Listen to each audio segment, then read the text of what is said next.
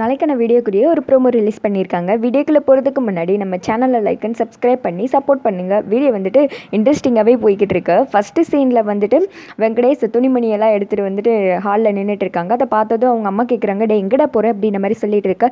நான் எதுக்குமா இனிமேல் இங்கே இருக்கணும், நான் என் ரத்னா இருக்கிற இடத்துல தான் இருப்பேன், ரத்னா கூட போய் சேர்ந்து வாழ போகிறேன் அப்படின்ற மாதிரி சொல்லிட்டு இருக்கேன். உனக்கு கொஞ்சமாவது அறிவு இருக்காடா, நீ வேணாம் நாங்கள் வேணான்னு சொல்லிட்டு அவங்க அண்ணன் தான் வேணும்னு உதறி தள்ளிட்டு போனால அத்தனை பேர் பின்னாடி அசிங்கப்பட்டு நிற்கிறோண்டா. நம்ம சொந்தக்காரங்க எல்லாம் நம்ம முகத்துல காரி துப்புறங்க. நீ என்னன்னா அதை கொஞ்சம் கூட யோசிக்காம அவதான் வேணும்னு சொல்லிட்டு போறேன்னு இருக்க. உனக்கு கொஞ்சமாவது சூடு சொன்னேன்னு ஒண்ணு இருக்காடா.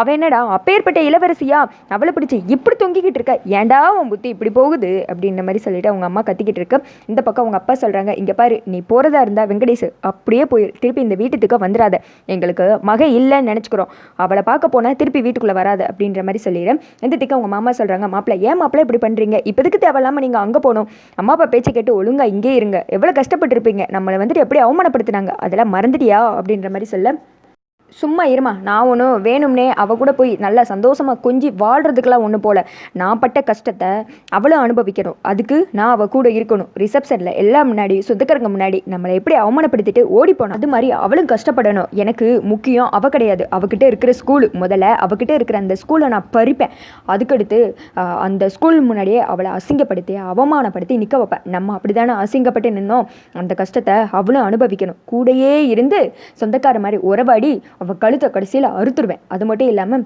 தாலியா ஸ்கூலான்ற நிலைமையில் அவளை நிற்க வச்சு பரிகவிக்க வைப்பேன். இதுக்கு நான் இங்கே இருக்கக்கூடாது, அங்கே தான் இருக்கணும் அப்படின்ற மாதிரி சொல்லிட்டு இருக்க.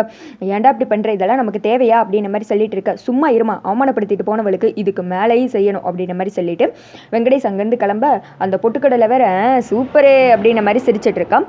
அடுத்த சைடு சண்முகம் உங்கள் வீட்டில் தான் காமிச்சிட்டு இருக்காங்க. வெங்கடேஷ் வந்துட்டு துணிமணியோட கொண்டு வந்து நிற்கிறத பார்த்ததும், மாப்பிள்ள இங்கே என்ன பண்ணிக்கிட்டு இருக்கீங்க, உள்ளே வாங்க அப்படின்ற மாதிரி சொல்லிட்டு இருக்க. மாமா விடுங்க மாமா, நான் எதை கேட்பார் பேச்சை கேட்டு இப்படி பண்ணிட்டேன், நான் என்னைக்கா இருந்தாலும் அப்படிலாம் கோவப்பட்டிருக்கக்கூடாது, எனக்கே குற்ற உணர்ச்சியாக இருக்குது, விடுங்க மாமா நான் இப்படியே நின்றுக்கிறேன் அப்படின்ற மாதிரி சொல்லிட்டு இருக்கேன். ஐயா மாப்பிள்ளை என்ன நீங்கள் எப்படி பேசுகிறீங்க, பகைவராக இருந்தால் கூட வீட்டுக்குள்ளே கூப்பிட்டு வச்சு தான் பேசுகிறது எங்களோட பழக்கம், நீங்கள் என்ன அப்பேற்பட்ட தப்பாக செஞ்சுட்டீங்க, ஏதோ உங்கள் மனசில் உள்ள ஆதங்கம் இப்படிலாம் பேசிட்டீங்க, வாங்க மாப்பிள்ளை வீட்டுக்கு வந்த மாப்பிள்ளை வெளியில் நிற்கலாமா அப்படின்ற மாதிரி சொல்லிட்டு இருக்கா. உள்ள வேற ரத்னா வந்துட்டு சீனை போட்டுக்கிட்டு இருக்காங்க.